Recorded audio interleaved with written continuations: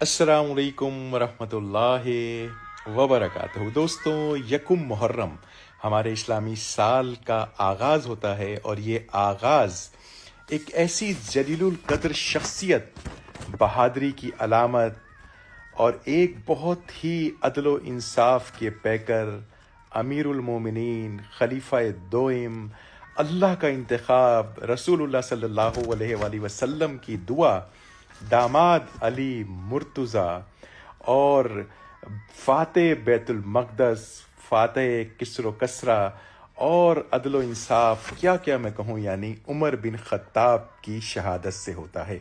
دوستو، 26 بھی ہے اور 27 ذی الحجہ کو ایک مجوسی، صباحی، بلوائی ایک گنڈے نے، فیروز لولو جس کا نام تھا، اس نے فجر کی نماز میں آپ پر دو دھاری بہت ہی شارپ قسم کا ایک خنجر، دو دھاری زہر آلود، اس سے آپ پر حملہ کیا۔ کافی وار کیے، 6 سے 7 وار کیے، اور دوسرے بھی کئی صحابہ کو اس نے شہید کیا۔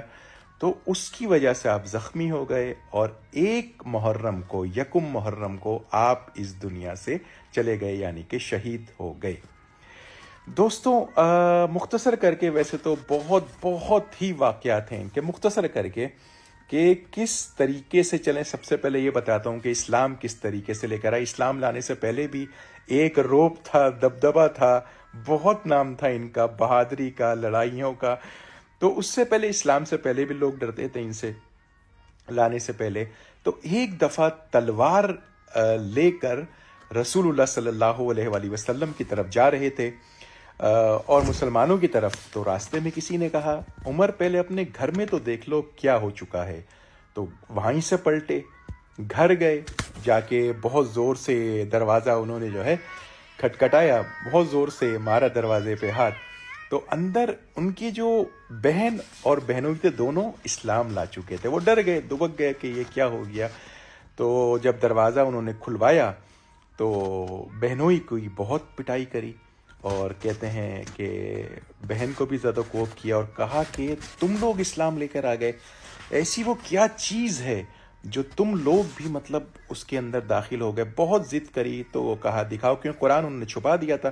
آتا ہے کہ سورہ طہ کی تلاوت کر رہے تھے، تو قرآن چھپا دیا تھا، پھر ضد کری کہ مجھے وہ دکھاؤ۔ تو بہن نے کہا کہ نہیں، آپ ناپاک ہیں، آپ نہیں اس کو چھو سکتے۔ بہرحال انہوں نے جو بھی ہے، کیا ان کو ہاتھ دھلوائے، جو بھی کیا، یا جس طریقے سے قرآن جب وہ انہوں نے پڑھنا شروع کیا، تو اللہ کی شان دیکھیں کہ وہ ان کے دل میں اترتا گیا، کیونکہ یہ رسول اللہ صلی اللہ علیہ وآلہ وسلم نے ایک دن پہلے بھی دعا کری تھی کہ اللہ ابو جہل یا عمر بن خطاب دونوں میں سے کسی ایک کے ذریعے اسلام کو عزت بخش دے، اور نبی دعا کریں اور وہ پوری نہ ہو کیسے سکتا ہے۔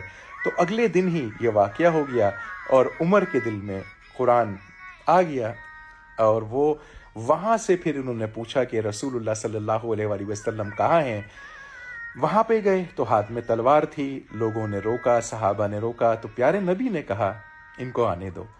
تو جب وہ ان کے پاس آئے تو وہاں آ کے انہوں نے کلمہ پڑھا، اور جب نعرے، بہت ہی خوشی میں صحابہ نے نعرے لگائے، تو جو کفار تھے وہ دبک گئے، ڈر کے بیٹھ گئے۔ رسول اللہ صلی اللہ علیہ وآلہ وسلم نے آپ کے سینے پہ ہاتھ رکھا اور اللہ سے دعا کری کہ اللہ عمر کے دل سے سب میل کچیل جو پہلے کا تھا وہ دور کر دے۔ وہ پھر ایسا دور ہوا کہ آپ نے دیکھا کہ اسلام کے لیے تو پھر بہرحال وہ اس وقت عمر بن خطاب نے خطاب کیا جو وہاں کے مشرک تھے، یہودی، جو بھی غیر مسلم تھے، کہ اس سے پہلے مسلمان کھل کے نماز نہیں پڑھتے تھے۔ تو عمر بن خطاب نے یہ کہا کہ آج جس عورت کو بیوہ ہونا ہے اور جس بچے کو یتیم ہونا ہے، اپنے شوہر کو، اپنے باپ کو بھیجے اور ہمیں نماز پڑھنے سے یا عبادت کرنے سے روکے۔ تو اس کے بعد مسلمانوں نے تو پھر ہر طریقے سے عبادات جو ہیں وہ کھل کر عبادات کریں۔ دوستوں، اس قدر مطلب یہ سمجھیں کہ ان کی خواہشات پہ، عمر بن خطاب کی خواہشات پر اللہ سبحانہ تعالیٰ نے قرآن میں آیات نازل کر دیں۔ پردے کی آیت ان کی ہی خواہش پر وہ اللہ سبحانہ تعالیٰ نے نازل کری، اور مقام ابراہیم کو جائے نماز ان کی خواہش ہے۔ مطلب اتنی عظیم یہ شخصیت ہیں۔ تو اس پہ ہی رسول اللہ صلی اللہ علیہ وآلہ وسلم نے یہ فرمایا تھا کہ اگر میرے بعد کوئی نبی ہوتا تو وہ عمر بن خطاب ہوتے۔ उमर तुम्हें देख के शैतान भी जो है वो रास्ता बदल लेता है। मतलब इतनी फिर तो बहादुरी की वो चीज़ें इन्होंने रकम कर दी, और इस कदर बेहतरीन कमांडर इनका जो दौरे हुकूमत था।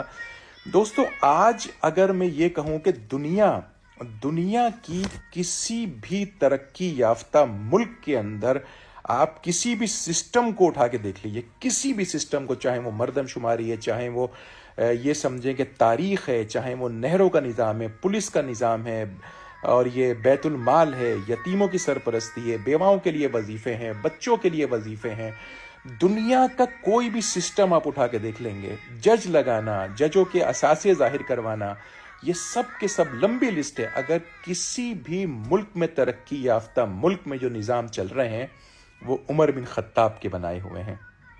ये अगर मैं कहूँ कि इनके सिस्टम को अगर किसी भी मुल्क से निकाल लें वो मुल्क ही गिर जाएगा, पूरा का पूरा सिस्टम ख़त्म हो जाएगा। मैं कहता हूँ एक लफ्ज़ धबड़धूस हो जाएगा। उमर के सिस्टम के बगैर ये दुनिया नहीं चल सकती। दोस्तों यहूदी इनके बारे में ये कहते थे कि अगर 10 साल इनकी हुकूमत मज़ीद हो जाती तो ये समझें कि पूरी दुनिया में मुसलमान ही मुसलमान हो जाते। 20 लाख मुरब्बा मील पर, वो 22 लाख और इससे भी ज़्यादा अल्फाज आते हैं कि 22 लाख मुरब्बा मील पर जो है वो अपनी इन्होंने इस्लाम के झंडे गाड़ दिए। दोस्तों आज जहाँ इनकी कब्र है वो एक बहुत ही आपको अच्छी और बहुत अच्छी लगेगी ये बात बताऊं कि वो जगह अम्मा आयशा ने, जन्नत की शहजादी ने, अपने लिए रखी हुई थी। तो जब इनको मतलब अंदाज़ा हो गया कि मैं नहीं बचूंगा, और उसके बीच जितने दिन ये ज़ख्मी रहे हैं, कुतुब में ये आता है कि नमाज के वक्त उठ के बैठ जाते थे। खून इस कदर बहा इस कदर बहा, लेकिन नमाज की पाबंदी उस वक्त भी करी।